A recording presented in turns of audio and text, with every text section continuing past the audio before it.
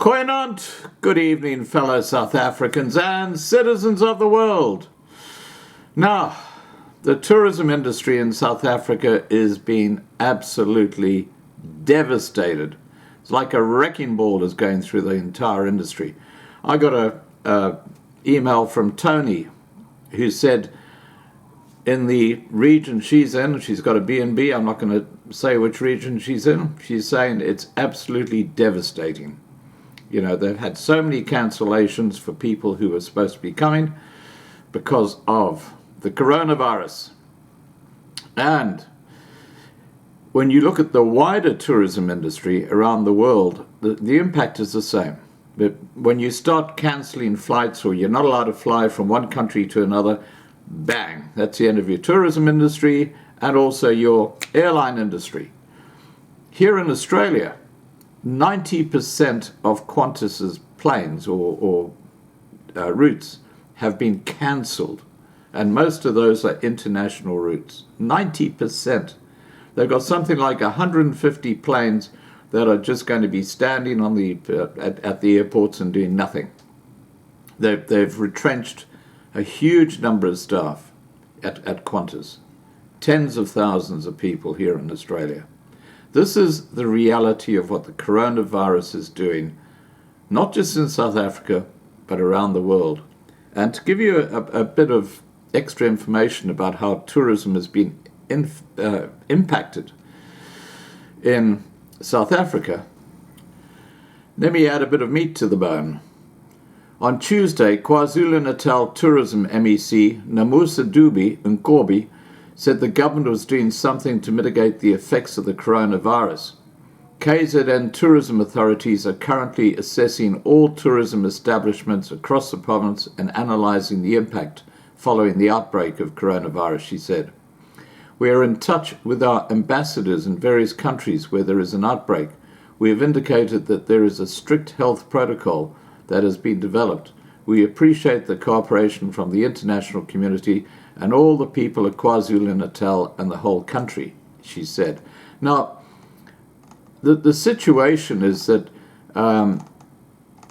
in South Africa, they were supposed to be having their annual get-together, the African Tourism in Durban, which has obviously been put on hold, and 10,000 visitors have now cancelled their bookings for that. And of course, that's an absolute disaster for tourism in South Africa.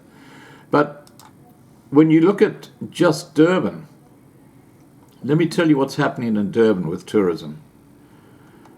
The coronavirus or COVID-19 epidemic is set to cost Durban more than 700 million rand in revenue, as tourism is expected to take a huge hit because of the postponement and cancellation of activities around the city. Mayor Mxoleli Kaunda, he must be from Zambia, said at an executive committee meeting that tourism, one of the key economic drivers in the eThekwini or Durban region, had already suffered huge losses. Kaunda said the virus would cost eThekwini tourism about 280,000 visitors, decreasing tourism spend in the city by about 725 million rand. He said to encourage the social distancing, the municipality has suspended all major events, and we will be waiting the guidelines from the Minister of COGTA, the Cooperative Governance and Traditional Affairs, on how we must proceed with some of the statutory meetings and community engagements. Tourism is one of the key economic drivers of our city, and there is no doubt we are going to suffer huge economic losses. The cancellation of various events will reduce the projected growth for our city. The main events until July will have a crippling effect on the tourism economy for Durban, should they be cancelled. Indaba, Tour Durban, Comrades Marathon, Ironman, Durban July, and House and Garden Show. Now, the real hidden danger here, guys, is that, as I said in an earlier video posted today on the 2020 channel, is that people are being charged to have the coronavirus testing done. Now you'll notice in the actual official figures, just about every single person who has been identified with the coronavirus is a tourist who's flown in from another country. Italians, Chinese, New Zealanders, Canadians, people from the US, No Africans. And some people are saying it's because they've got a really good immune system, which is hogwash, because they've got TB, a lot of them, and they've got HIV/AIDS. Well, I'm not saying all, but quite a percentage of the black African community have those diseases, and they completely destroy the immune system. So why are so few black Africans being identified with the coronavirus? I have another conspiracy theory, and it's kind of logical. It's very simple. When you charge 12 to 1400 rand to have the test done, you can understand why, if you're a black African and you've got a very low income, you're going to say, "Ow," and just walk away. And when you get the flu-like symptoms, which is like coronavirus, you get that dry cough, and you start spreading it around in the taxis where they've got absolutely no defense system at all. We had covered that in an earlier video today, on 2020.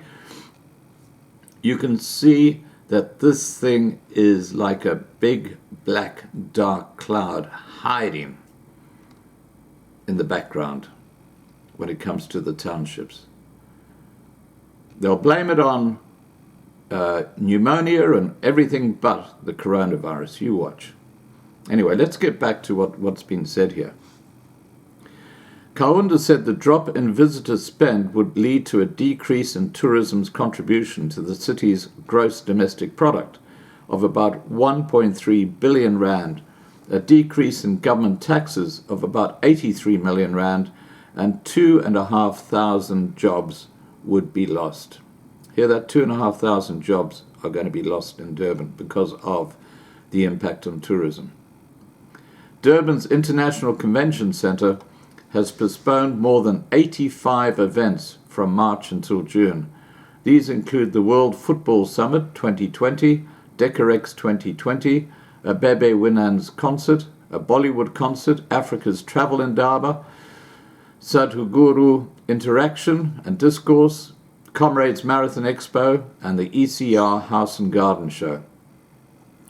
The ICC would lose at least 64 million rand, Kaunda said, adding that the city had set up a political war room chaired by the mayor to monitor the implementation of interventions.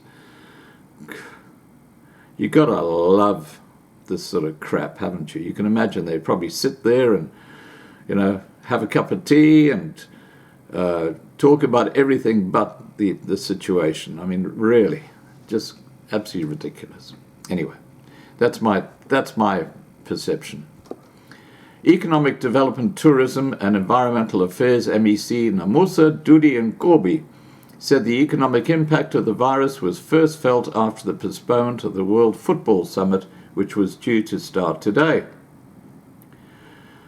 She said, "The annual tourism indaba has also been postponed. When we announced the postponement last week, there was a cancellation of flights, accommodation and shuttle services.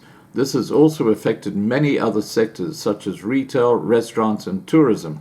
Millions of rands has been lost. The hosting of the summit was an indication of our commitment towards using soccer as a catalyst for tourism and socio-economic development. We recall that the 2010 World Cup generated 93 billion rand for this country and more than 3 billion rand for KwaZulu-Natal. The Health and Other Services Personal Trade Union of South Africa, HOSPERSA, said the outbreak would hit the economy and people from different angles. Provincial Secretary Popson Koneni said the government employers and employees should compromise during this time as all parties were affected. Koneni said, "Yesterday I had a meeting with the owners of a resort in KwaZulu-Natal which attracts overseas tourists because of its wildlife. The employer wanted to cut salaries by 50% after he lost about 20 million rand in booking cancellations. That's how bad the situation is. But we managed to resolve the matter, and we agreed on a 25% cut for 3 months. We will monitor the situation, but things could get worse. The DA said the virus would be the final straw for many self-employed tourism operators and could lead to extensive unemployment and job losses in the sector. MPL Hein de Boer, DA spokesman for EDTA, said small guest houses and bed and breakfast operators, tour operators, travel agencies and the airline sector were the worst affected. Also not yet quantified is the impact on local curio vendors who usually trade near prime tourist hotspots. The MEC and her department have a critical role to play moving forward. Ultimately, they will have to work closely with the tourism sector and municipalities in a concerted, government-led initiative to save jobs, he said in a statement.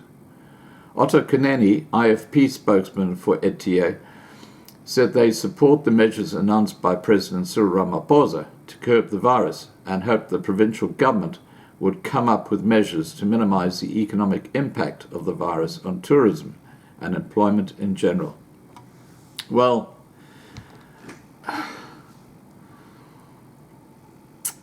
it's blatantly obvious that that virus is spreading throughout the community, but it's not been identified. And yeah, look, I've said this so many times, I'm not going to say it again. Please remember to subscribe to be kept informed. Ring the bell for the updates. Please like this video, please share this video, and above all, please stay safe.